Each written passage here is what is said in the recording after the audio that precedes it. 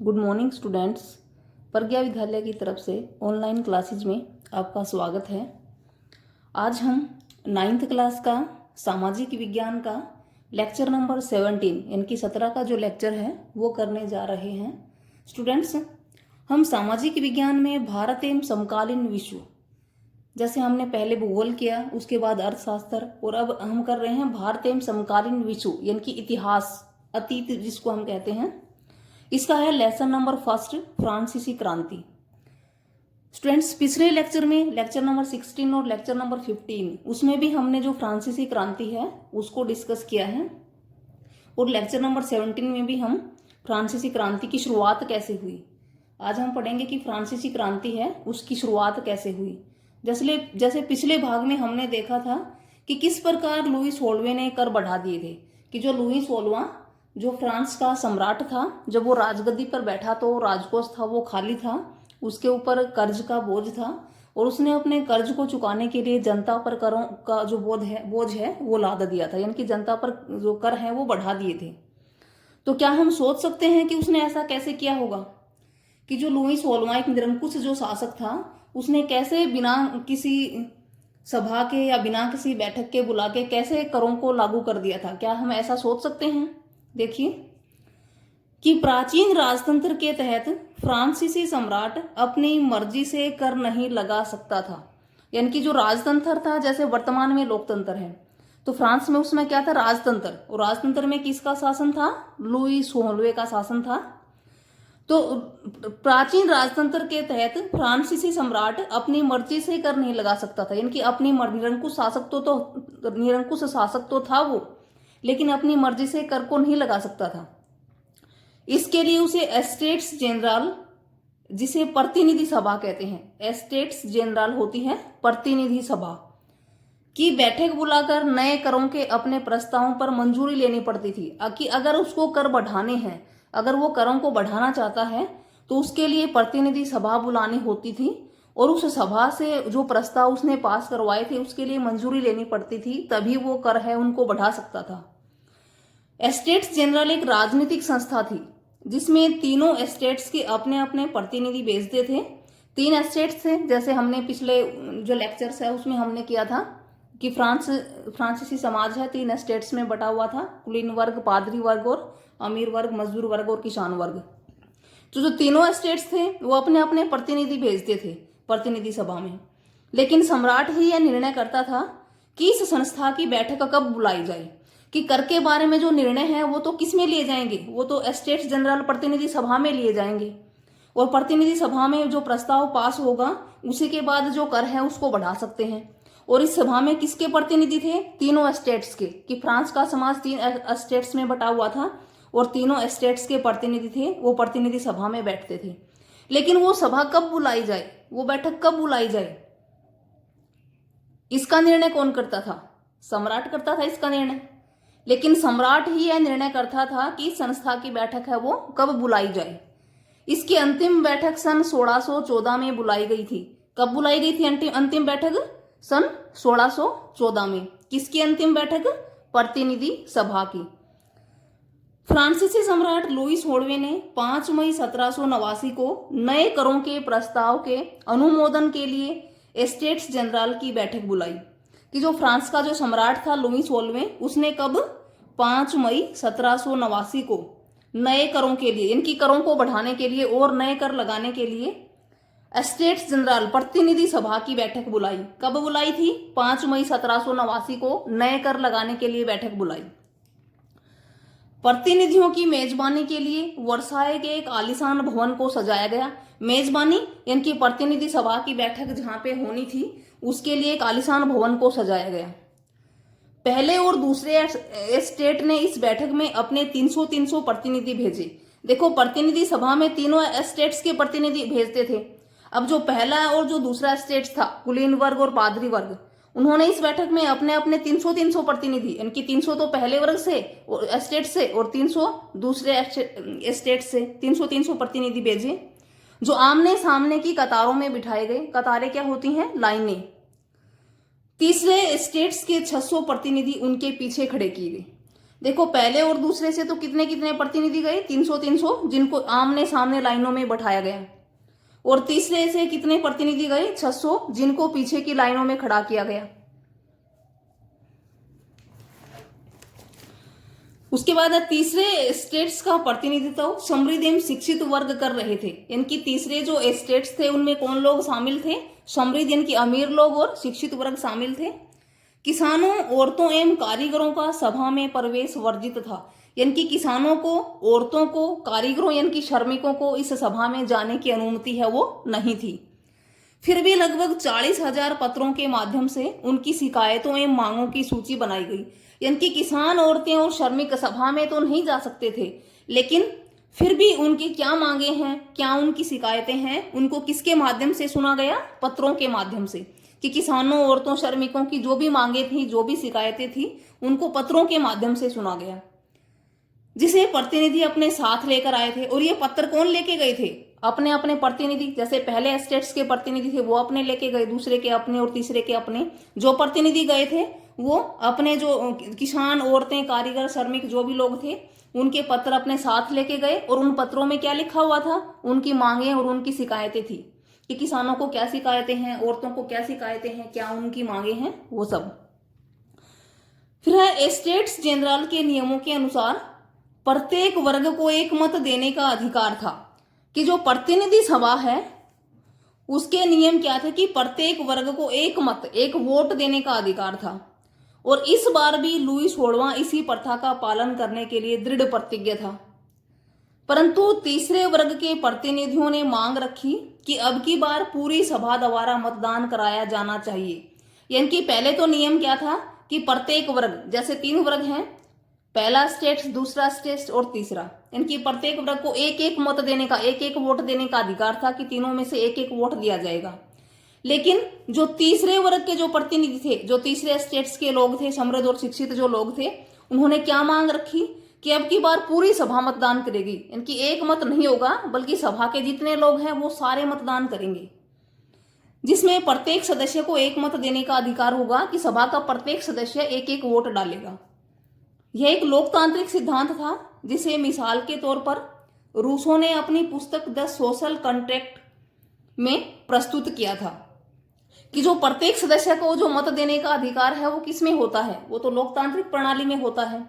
और जो लोकतांत्रिक प्रणाली है इसको किसमें मिसाल के तौर पर लिखा गया था, रूसो ने इसका वर्णन किया था। किसमें किया था रूसो ने अपनी पुस्तक में, तो रूसो की पुस्तक कौन सी है, द सोशल कॉन्ट्रैक्ट।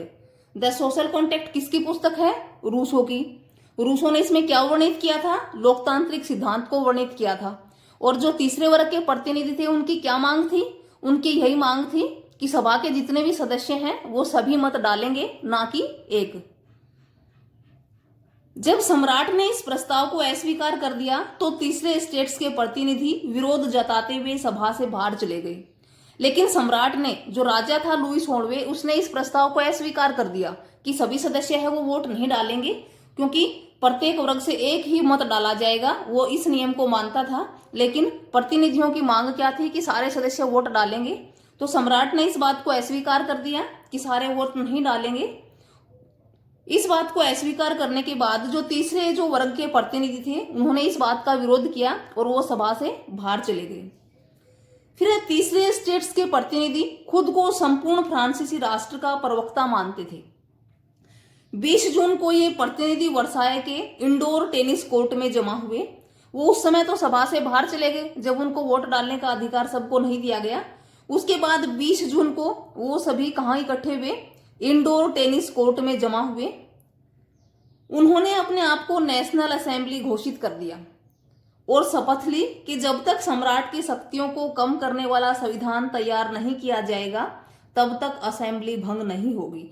यानी कि उन्होंने अपने आप की एक सभा बना ली, नेशनल असेंबली बना ली उन्होंने, और इस बात की शपथ ली कि जब तक सम्राट की जो निरंकुश शक्तियां हैं उनको कम नहीं किया जाएगा और एक नया संविधान यानी कि नए नियम लागू नहीं किए जाएंगे तब तक जो ये असेंबली है, जो उनकी ये सभा है, ये भंग नहीं होगी। उनका नेतृत्व किसने किया, जो असेंबली है इसका नेतृत्व किसने किया, मिराबायो और आबेसिए। मिराबायो और आबेसिए ने किया। जो मिराबायो का जन्म कुलीन परिवार में हुआ था, और उसको सामंती विशेषाधिकार प्राप्त थे, जबकि आवेसीय पादरी वर्ग से था और उसने एक प्रभावशाली प्रचार पुस्तिका लिखी थी। क्या थी? पंफलेट। पादरी वर्ग जो था आवेसीय ने कौन सी पुस्तक लिखी थी? पंफलेट। यानी कि असेंबली का नेतृत्व किसने किया था? मिराबे और आवेसीय ने किया था। एक कुलीन परिवार से था जबकि दूसरा पादरी परिवार से था। इन दोनों को तो विशेषाधिकार प्राप्त थे, लेकिन उसके बाद भी इन्होंने जो नेशनल असेंबली है उसका नेतृत्व किया।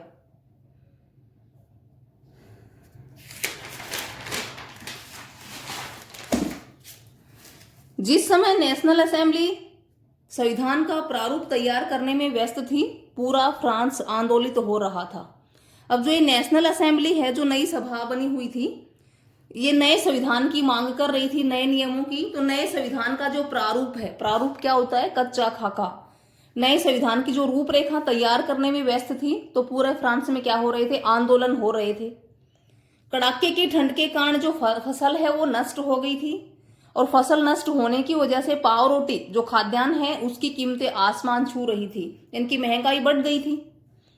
बेकरी मालिक स्थिति का फायदा उठाते हुए जमाखोरी में जुटे थे। बेकरी की दुकानों पर घंटों के इंतजार के बाद गुस्साई औरतों की भीड़ ने दुकान पर धावा बोल दिया। क्रुद्ध भीड़ ने 14 जुलाई को बास्तिल पर धावा बोलकर उसे नेस्तानाबूद कर दिया। देहाती इलाकों में जगह जगह यह खबर फैल गई कि जागीरों के मालिकों ने भाड़े पर लुटेरों के गिरोह बुला लिए गए हैं, जो पकी फसलों को तबाह करने के लिए निकल पड़े हैं।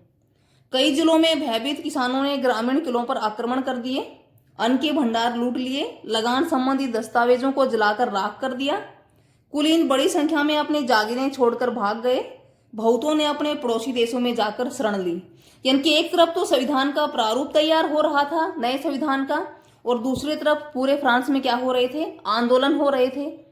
फसल है वो नष्ट हो गई थी, पाव रोटी की जो कीमतें हैं वो आसमान छू रही थी, यानी कि महंगाई बढ़ गई थी।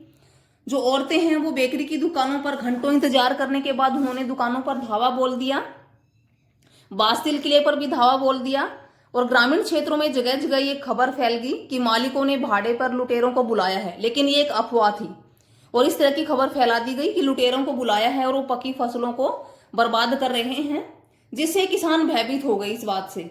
और भयभीत किसानों ने क्या कर दिया? ग्रामीण में जो किले थे, गांव में जो किले थे, उन पे आक्रमण करना शुरू कर दिया। अन्न के जो भंडार थे वो लूट लिए उन्होंने। लगान से संबंधित जो भी दस्तावेज थे, लगान से संबंधित जो भी दस्तावेज थे उन्होंने जला दिए किसानों ने। कुलीन बड़ी संख्या में, जो कुलीन वर्ग था वो बड़ी संख्या में अपनी जागीरें छोड़कर भाग गई, और बहुतों ने तो अपने पड़ोसी देशों में, बहुत सारे तो ऐसे थे जो अपने आसपास के पड़ोसी देशों में जाके शरण ली। अपनी विद्रोही प्रजा की, इनकी जो प्रजा है वो पूरी तरह से विद्रोही हो चुकी थी। अपनी विद्रोही प्रजा की शक्ति का अनुमान लगाकर लुई 16वें ने नेशनल असेंबली को मान्यता दे दी कि लुई 16वें ने देखा कि प्रजा है वो पूरी तरह से भड़क गई है, पूरी तरह से विद्रोही हो चुकी है। तो इसका अनुमान लगाकर उसने क्या किया? नेशनल असेंबली को मान्यता दे दी, और यह भी मान लिया कि उसकी सत्ता पर अब से संविधान का अंकुश रहेगा। उसने यह बात भी मान ली कि अब उसका शासन है वो निरंकुश नहीं रहेगा, बल्कि वो किसके अनुसार चलेगी? उसकी सत्ता संविधान के नियमों के अनुसार चलेगी। 4 अगस्त 1789 की रात को असेंबली ने करों, कर्तव्यों और बंधनों वाली सामंती व्यवस्था के उन्मूलन का आदेश पारित कर दिया।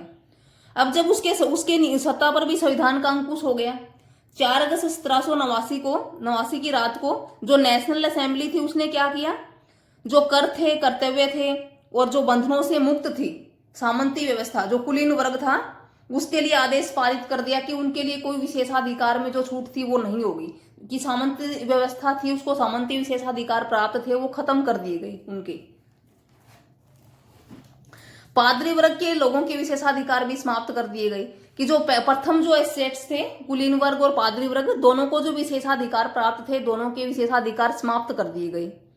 धार्मिक कर, जिसे टाइद कहते हैं, समाप्त कर दिया गया। जो धर्म के नाम पर जो किसानों से कर लिया जाता था टाइद, उसको भी समाप्त कर दिया गया।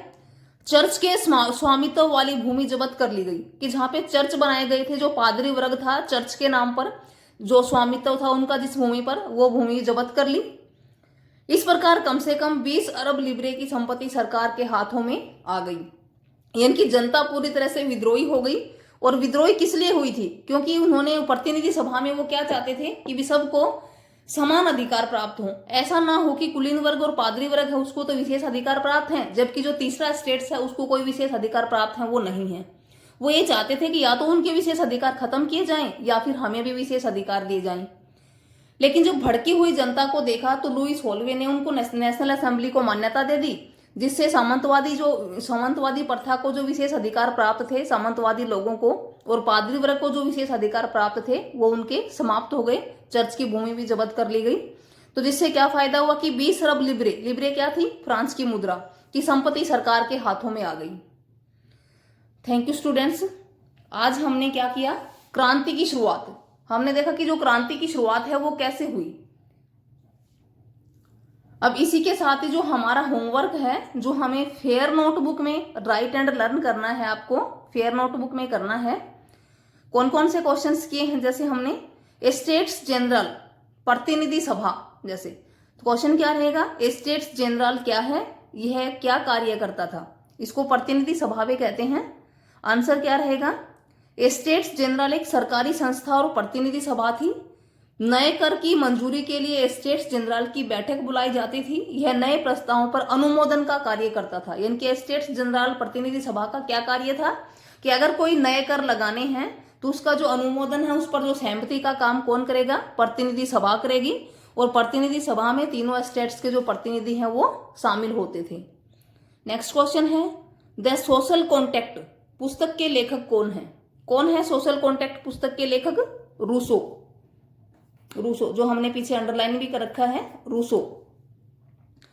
नेक्स्ट है, फ्रांस में क्रांति की शुरुआत किन परिस्थितियों में हुई? इंपॉर्टेंट क्वेश्चन है कि फ्रांस में जो क्रांति की शुरुआत हुई थी, क्या हालात थे, क्या परिस्थितियां थी उसकी।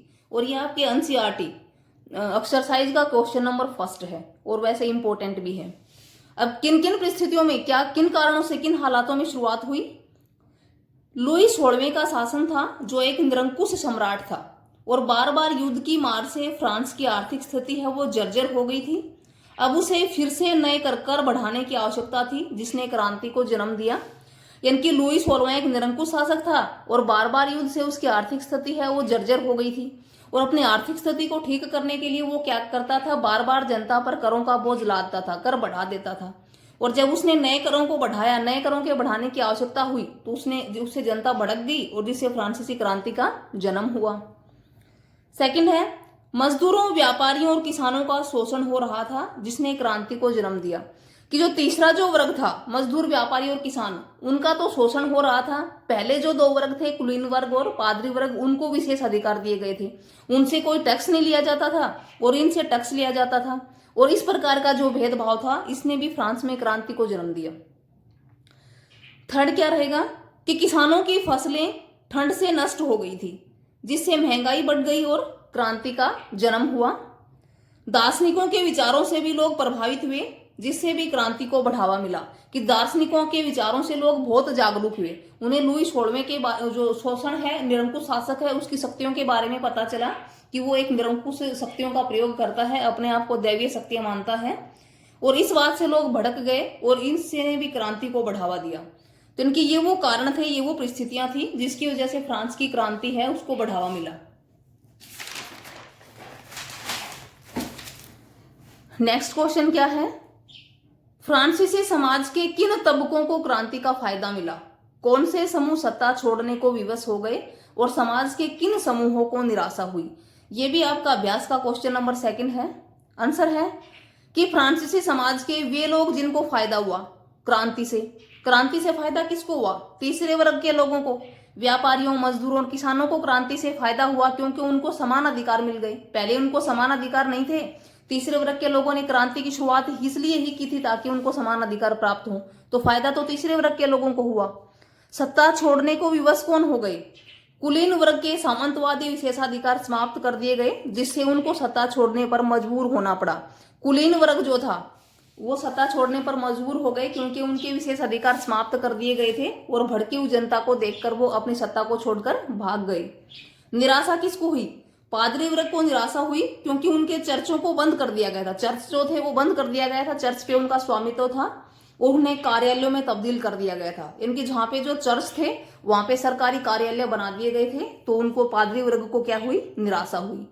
देखो पादरी वर्ग को निराशा हुई, सत्ता छोड़ने के लिए विवश कौन हुआ, कुलीन वर्ग, और फायदा किसको हुआ, तीसरे वर्ग के लोगों को। ये भी आपका एनसीईआरटी का क्वेश्चन नंबर 2 है। Thank you students. ये आपके लिए होमवर्क रहेगा। 4 क्वेश्चंस हैं, जैसे फर्स्ट, सेकंड, थर्ड और फोर्थ। ये चारों क्वेश्चन आपको अपनी फेयर नोटबुक में राइट एंड लर्न करने हैं।